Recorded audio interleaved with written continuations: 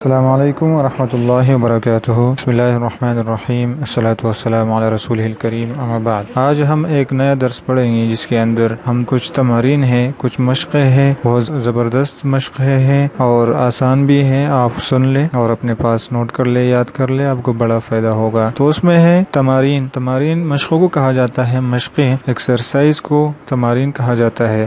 سب سے پہلا تمارین ہے، اس کے اندر ہے حول المبتدا، کہ مبتدا کو تبدیل کرو فی الجمل الاتیہ، آنے والے جملوں کے اندر، الی جمع میں، کما ہوا موضح فی المثال، جیسے کہ مثال میں وضاحت کی گئی ہے۔ مثال میں کیا ہے؟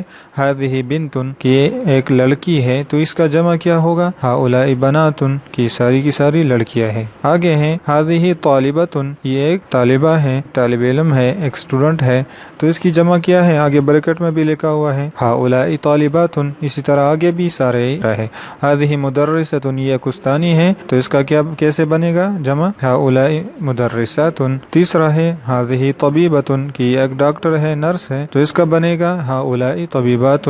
آگے ہے ہذہ مسلمۃ، یہ ایک مسلمان عورت ہے، مؤنث ہے، تو اس کا جمع بنے گا ہؤلاء مسلمات۔ پھر آگے ہے ہذہ زوجۃ، کہ یہ ایک بیوی ہے، تو اس کا جمع کیا بنے گا؟ ہؤلاء زوجات، ساری کی ساری بیویاں ہیں۔ ہذہ اخت، یہ ایک لڑکی، یہ بہن ہے، ہذہ اخت، یہ بہن ہے، ہؤلاء اخوات، یہ بہنیں ہیں۔ ہذہ فتاۃ، یہ لڑکی ہے، ہؤلاء فتیات، یہ لڑکیاں ہیں۔